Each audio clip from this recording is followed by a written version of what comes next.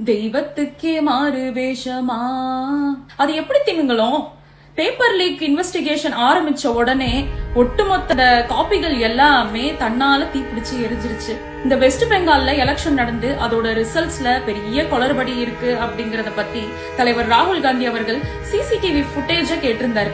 அதுக்குள்ள EVM machines இருந்த floor மட்டும் தீப்பிடிச்சு எரிஞ்சிருச்சு. கேட்டா அது தன்னால எரியுது அப்படிங்கிறாங்க. சரி, இதெல்லாம் போக அங்க சுத்தி இங்க சுத்தி கடைசியில ராமர் கோவில்லயே கைய வச்சுட்டாங்க. ராமர் கோயில்ல 200 கோடி காணிக்கை பணம் காணாம போயிடுச்சு. இத பத்தி தெரிஞ்சுக்கலாம் அப்படின்ட்டு அங்க சுத்தி இருக்கிற மக்கள் எல்லாருமே சிசிடிவி புட்டேஜ கேட்கும் போது கடந்த 8 மாத கால சிசிடிவி புட்டேஜ் டிலீட். அது எப்படி ஒரே பேட்டர்ன்ல எல்லா தவறுகளும் நடக்குது, அதை அழிச்சிடுறாங்க. மக்கள் என்ன பைத்தியம் நினைச்சிட்டாங்களா இவங்க, என்னன்னு புரியல. இந்த ராமர் கோவில் நன்கொடைத்துறை பொதுச் செயலாளர் சம்பக் ராய், அனில் மிஸ்ரா, இவங்க 2 பேர் தான் இதுக்கான இன்சார்ஜ். இவர் கூட கை கோர்த்துக்கிட்டு இருக்கிறவர் யார் தெரியுமா?